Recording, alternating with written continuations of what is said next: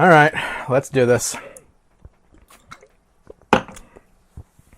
Hello, my name is William from 222 Productions, and I am here to talk to you about the American Ninja Warrior Season 11 Baltimore City Finals.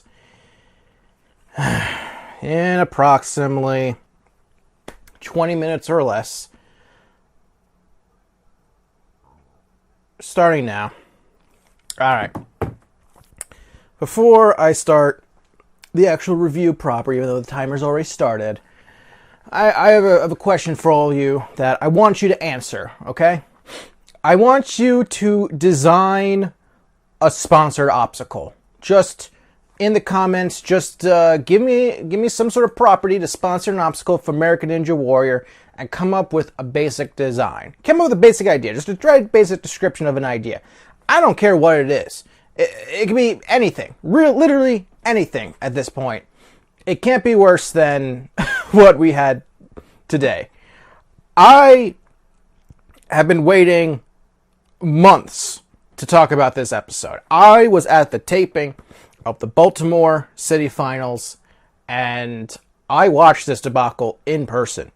Like, I'm going to give the editors a bunch of props. The editing wasn't perfect. I had a few issues with like promo packages and stuff like that, but they did the absolute best that they could given the material that they had. 22 people failed the Angry Birds. The 8th obstacle. 8. I mean, 22 people. We never even got to see the last 2 obstacles. It is absurd. And watching this live was so depressing. It was, in many ways, it was a lot like watching the National Ninja League Finals this year.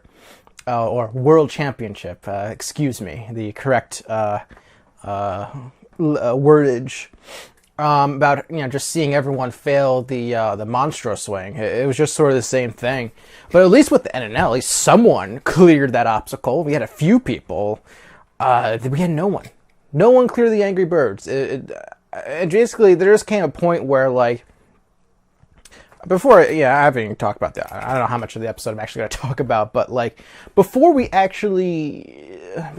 just throughout the entire night, just watching it fail after fail after fail, it just, I think I just became resigned. Because, like, early on, when someone would fail the Angry Birds, I'd be like, oh, man, this is tough. But then there just came a point where I'm just quietly watching the obstacle, and then someone fails, and I'm just like, yeah, that sounds about right. That's about what I expected. I just quietly just sort of accepted that this was going to happen. That all the fails, it was rough. It was absolutely rough. Like, I knew this was going to be the cutoff point for the episode. I watched some testers run the course earlier in the day. And just watching it, I knew it was going to be the cutoff. I didn't think we would have 0 clears. I honestly thought we would have some. But I underestimated the obstacle because I saw a couple of people beat the obstacle on its own, and I saw one full course completion from the testers. And that was, I wrote his name, Adam Burnett. He has it on his Instagram. I will link to it in the comments below. The video of him, not in the comments, in the description below, excuse me, of him doing a full course run and just beating the whole thing. Good on him. I watched him do it. I remember that. And that's when I thought, oh, this is possible. And I don't know. So, well, here's why the Angry Birds was so tough. I think I want to give major props to one Kevin Brecky, an obstacle designer and all that. I'm bringing up his tweet on my computer, because he really explains why this obstacle was so difficult. He wrote on Twitter, "Angry Birds Reverse Catch is much harder than the ones on Leap of Faith and Snapback. This one is closer to you, so you have more photo momentum. It is 2 handholds, it tilts, and it is thicker, so you can't easily pinch to stop your momentum." After what happened in LA, because when I was watching this live, I didn't know I didn't know about LA. I didn't know anything about LA back when it was taping. But it taped in April. This taped in April. It's August. I've been waiting so long to talk about this, but I didn't know about the Leaps of Faith in LA or even the Snapback.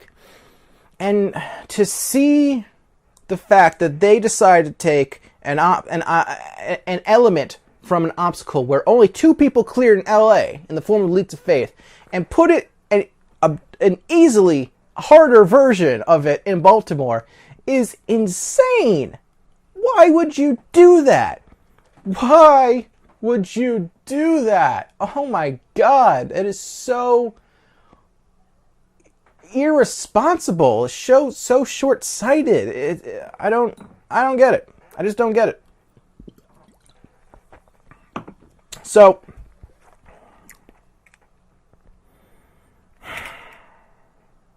this episode was a mess. This episode was a complete mess being at the taping. It honestly, it came across better on TV, but for me, I was bored watching it. I think partially it's because I knew everything that happened. There was a lot of funkiness going on though with the editing. There was definitely some funkiness. I'll get into some of that. Like in terms of order of the runs that I didn't personally care for. So yeah, I'm bummed. I am bummed at the moment. But let's just quickly just go through the course. Okay, come on, man. Pump up. You can do this. You can do this. Hold on. Okay, good. There are other things to complain about this episode besides the Angry Birds. There was some things that you liked. Mostly didn't like. But some things you liked. Okay. All right. Energize. Okay, let's do this. So here's the course. Shrinking steps. Double twister. Dangerous curves. Dangerous curves was nerfed. I talked to one of the testers. That was about some nerfs. There was basically there was less shakiness to the dangerous curves, to my understanding. And the hazard cones, to my understanding, were nerfed too. They tightened up the cones so that they spun less. Crank it up was obviously nerfed because there's only 2 cranks instead of 3, so less movements you have to do, and that final bar is higher up, so less of a drop to catch it. Warped Wall, Salmon Ladder, Angry Birds, which is basically it's an evolution of the unstable bridge type obstacles, Wave Runner, that sort of stuff.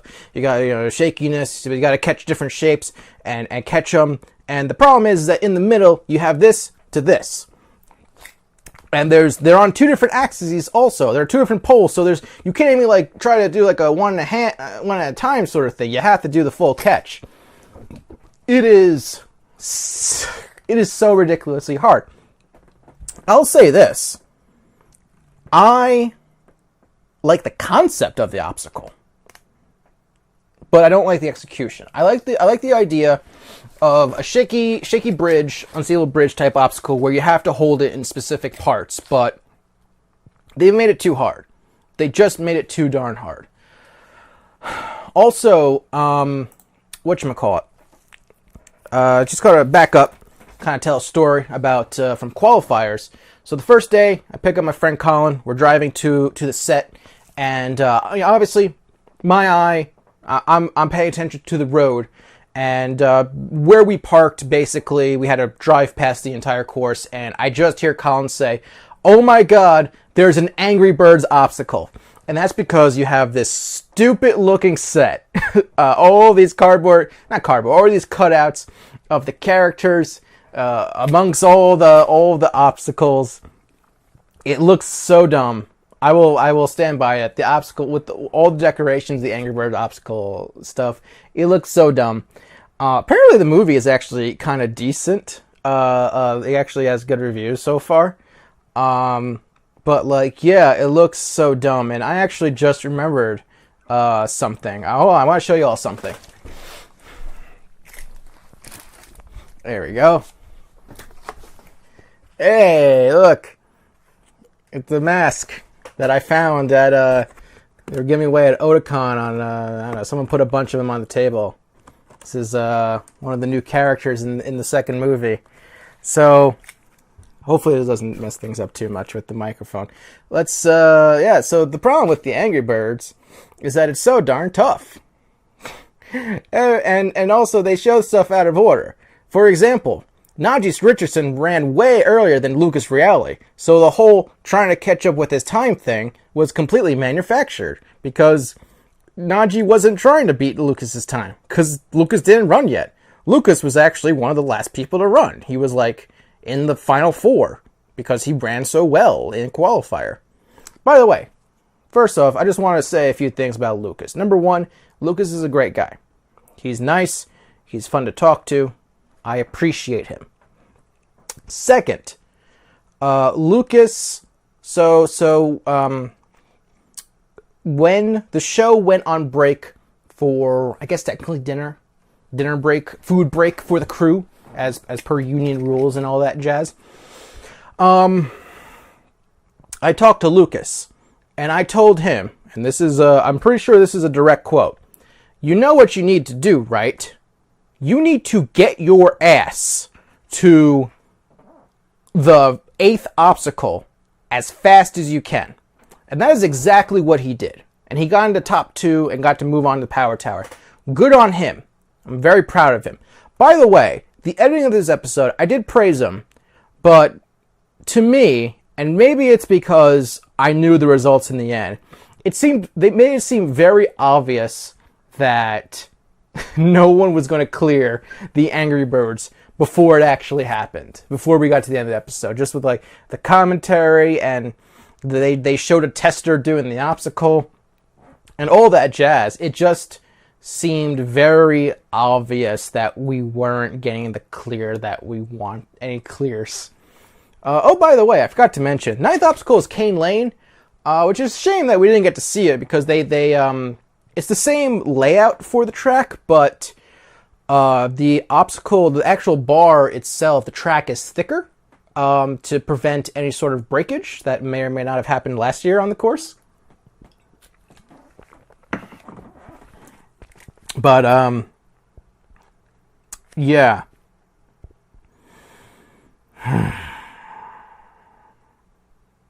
Okay. Here's some more behind the scenes stuff, as I'm trying to stay positive about everything. So it wasn't as cold the second night, which is good. They did have fire torches in the crew area and the competitor area. Once again, thanks to my friend Kevin Brecky. He got me backstage, me and Colin. We got to sit backstage. We see on the camera side, so you don't see me at all. You might have seen me in an overhead shot for the Power Tower. That's like the only chance you would have had to see me. But yeah, we were on the side where the cameras are. We got to follow the cameras. Once they passed us, we followed them to the Salmon Ladder and the Angry Birds to get like a good close-up of the obstacles. I felt so bad for the audience members in front of Cane Lane, because they didn't get to see anyone compete on the obstacle in front of them. Oh, man, I just want to say, Kevin and Colin, like, I know you guys both watch these. You guys are great.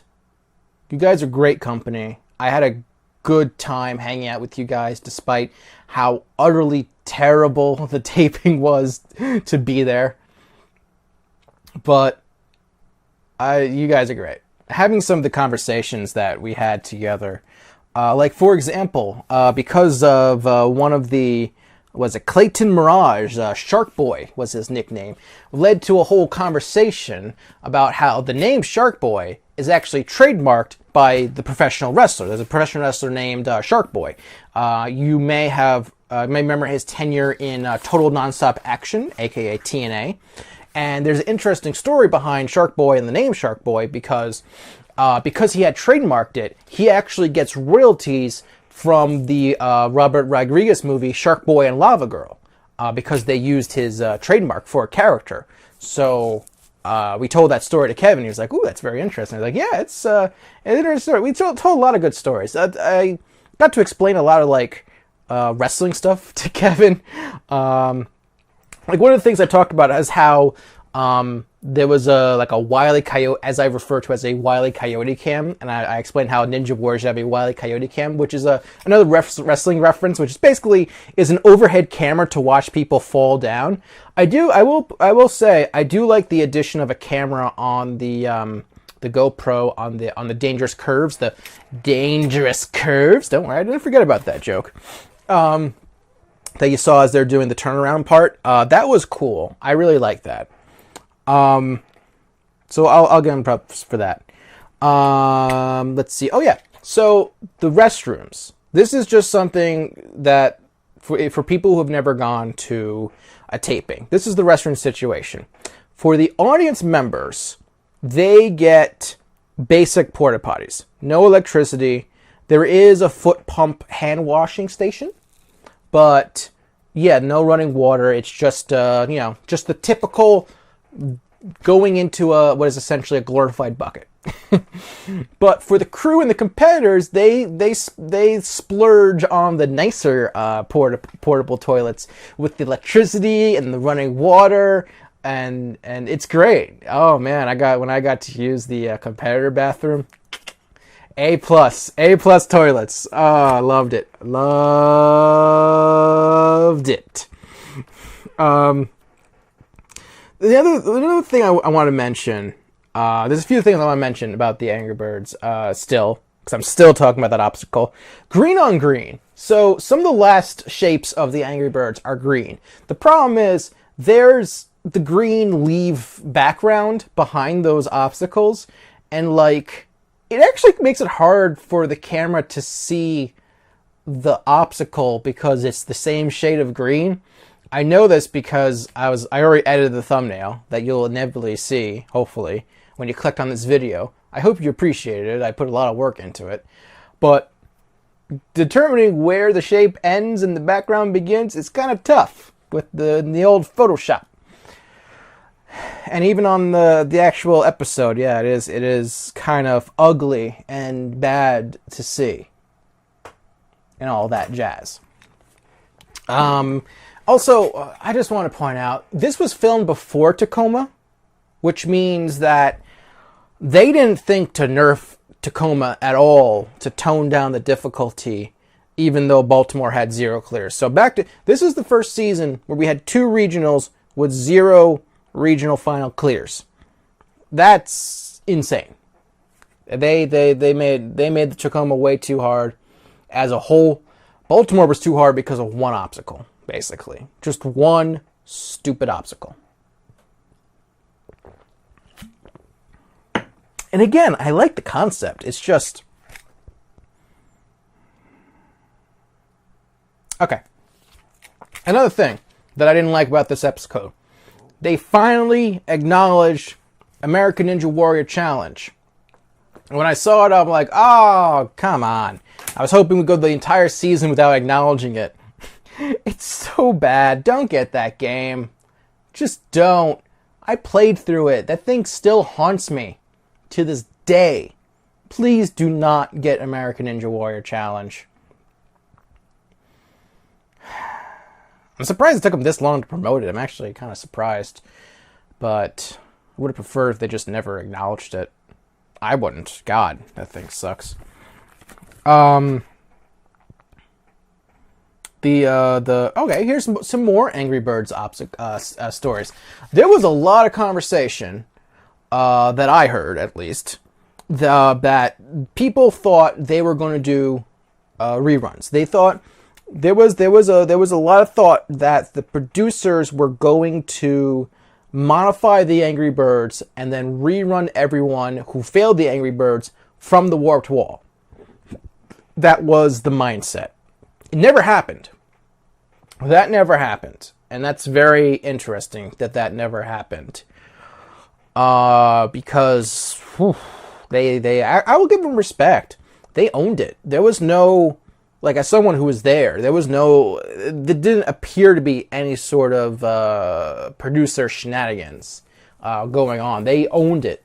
They owned the fact that they made an obstacle that was way too tough.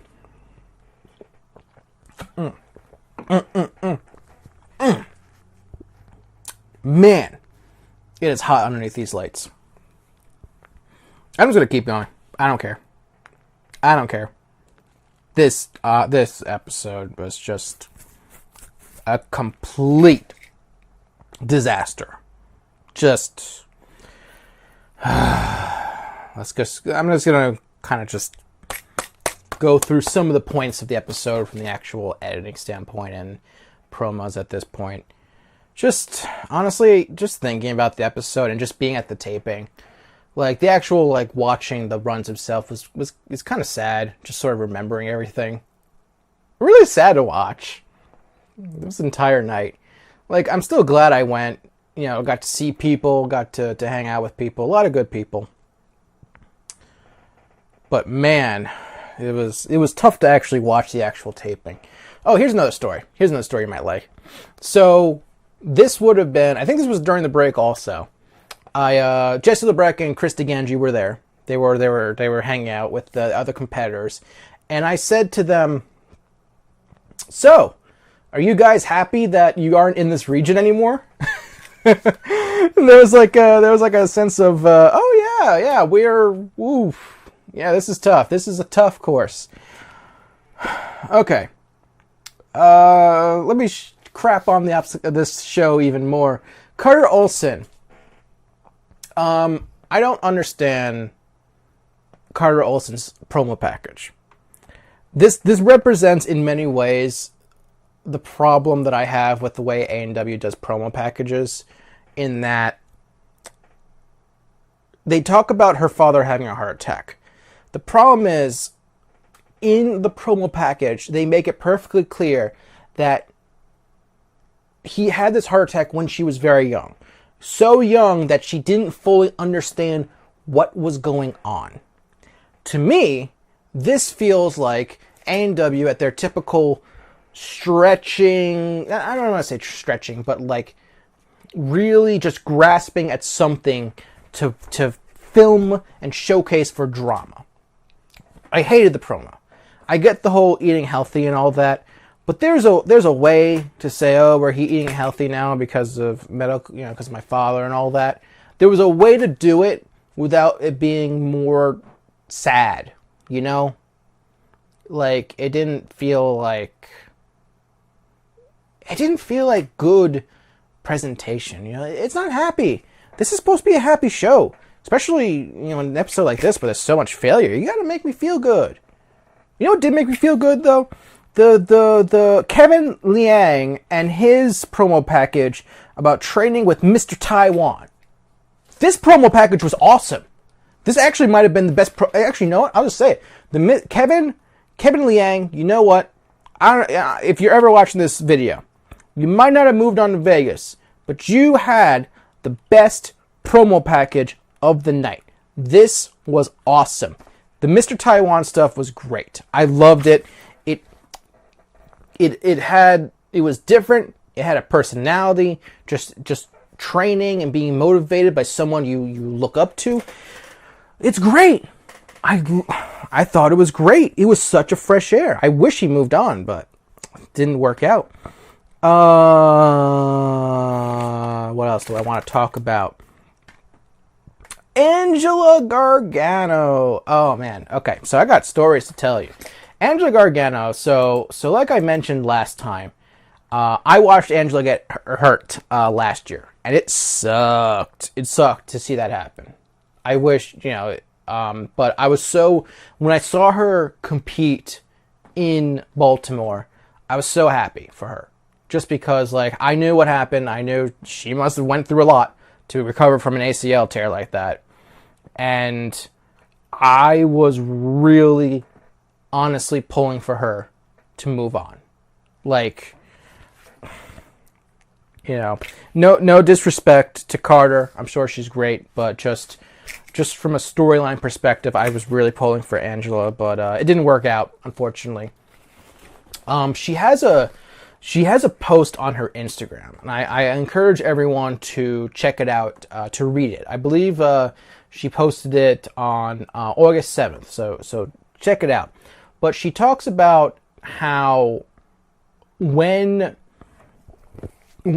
she was younger, she used to wear a sweatshirt to hide her muscles because she was teased for being too muscular. And I just remember reading that and being like, God, that is so dumb that people did that. It's like, I don't get it. I just don't get it. And to quote the great Spike Spiegel, I love a woman who can kick my ass. Maybe this is revealing a bit about myself, but muscular women are awesome. And I'm glad that Angela seems to have more, I don't know, I guess feel more comfortable in her own skin. And I'm glad she made the recovery. I hope she comes back and she makes it to Vegas. Like, I don't know what it is, but just like her story and just the comeback and everything. I just really like her story. I just really like it. I don't know why. Like, I mean, this is a person I don't even know. You know, I talked to her for, I think, about 10 seconds. And there's a story behind that. And I'll explain that in a little bit. But just from her story, I just felt an emotion. Not an emotion. I just felt, I don't know. I just felt really into it, you know? And it's so weird because, like, A&W, they try all these different emotional stories, and just something as simple as coming back from an injury, I feel like has the most inspiring, the biggest, I don't know, it's the most effective, you know? I think partially because it has to deal with actually A&W, but yeah. I really want Angela to do well. I think just her story, it just comes across as someone where I'm like, this is a woman who I hope becomes very successful in A&W. I think it's great. I'm sorry if I'm getting like a bit too, I don't know, somber talking about this, but I don't know what it is. It's not like I've ever had like an injury like she had. You know, I have injuries, but nowhere near to what she went through. And so just something about it. Just something, maybe it's because I was there to see the injury. But like, it resonated with me. That's the word I'm looking for. This whole thing, everything about her story just resonated with me. And I think it's just great. I really hope she comes back and kills it. Now, there was a bit of an awkward story to tell regarding Angela. If she ever sees this, I hope she doesn't think I'm being like, I don't know, weird or something. I don't know. I'm always afraid that like I come across as weird in some of these videos. I don't know why, but like, and so we were trying. So here's what happened. For backstory, I missed Carter's run. So I didn't realize that Carter made it to Crank It Up. What happened was, we were watching the other runs. We saw both Abby and Angela make it to Crank It Up and fail. Obviously Alyssa, we knew she was moving on. But we were like, oh, who's moving on, Abby or Angela? And we were trying to figure out how do we figure this out? And so I thought, well, what if I ask you one of them? But they were like, oh, that's risky because there's like a 50-50 chance you might be wrong, and it creates an awkward conversation. Little did I know that it would have been an awkward conversation regardless. But basically what happened was I ran into Angela in the competitor area, And I just decided to ask her, did you move on to Vegas? And she said, no, unfortunately, I didn't. And I'm like, oh, that's so sorry. But in my mind, I'm like, ooh, that's really awkward. I made the wrong choice. Turns out there was no winning choice in this situation because I didn't realize there was a third woman who failed to crank it up. Whoops. Major whoops on my part. Yeah. Oh my God. It was a little embarrassing. I apologize for that, Angela. I'm sure you probably didn't care, but I'm sorry about everything. I don't know. This was a weird episode. Just watching it is just so weird. So weird. This was so weird. What else do I got? I have like a bonus list of of notes. I got so many notes that I'm like just not reading them. Julius. There we go. Julius Ferguson, aka Black Jules. So they did not do him justice. So story about that. So Julius actually ran relatively early in the night. And he made it to the Angry Birds quickly. In fact, he finished in 4th place. I remember talking to him during in the competitor area, and basically I said, man, that was like really smart of you making sure you got to the Angry Birds really quickly. And he goes to me, I swear to God, he goes to me, I didn't even realize that I was going that fast. That was not intentional, basically, he was telling me. And I just sort of looked at him and said, well, you could have fooled me, because I was convinced by watching his run that he was intentionally going fast to the Angry Birds. Julius is someone to look out for. Look out for Julius. He is a talented man. He is a good man. I know he's watched some of my videos in the past, so Julius, if you're watching this, shout out to you. You're awesome. What else here? There were a lot of people in the competitor area who really wanted Alyssa to clear the Angry Birds. There were some people who were like, it didn't work out, but they thought, oh, that would have been cool. Similar to, so Dave technically wasn't last, but he was basically last. I think it was second to last, if I remember correctly. And Lucas was like 4th to last, so they both ran late. Lucas, and that's part of the reason why Lucas went for the skip, because he saw so many people fail the reverse grab. Which, I mean, hey, that's a smart move at that point. Might as well just go for it. Especially when it's so late, because, you know, it's a good move. It's a good move. I think he was smart about it. Although, going back to Alyssa, there is one thing that I gotta bring up. And this is weird for A&W to do this. But they said that Alyssa Beard is the second woman to clear Crank It Up after Maggie Thorne, who was the first. But that's not true. She's the third. Last year, Barclay Stockett cleared Crank It Up at the Dallas City Finals. What's up with that? Why are they completely ignoring that happening? That is so weird. Yeah, I don't get it. I don't need this anymore. So, the last thing I want to talk about, last story, is the Jamie Rowan story. So, I didn't get to see any of the interviews being done, just because I was on the other side of the course. I couldn't hear what they were saying, so I didn't realize that Jamie wasn't fast enough when he failed, because I can't see a clock. I don't know what the rankings are. You know, it's tough to keep. It's tough to keep track of of where the cutoff is in terms of time. When you're in the audience, they don't give you a live update of the rankings and all that jazz. I will say, I was able to see where Zuri was doing the interviews, which is a step up from Philly last year, where I never even saw Christine. So for the life of me, I don't even know where they did the interviews in Philly last year, but they did, because they were on camera. But yeah, actually, at least I saw Zuri doing interviews.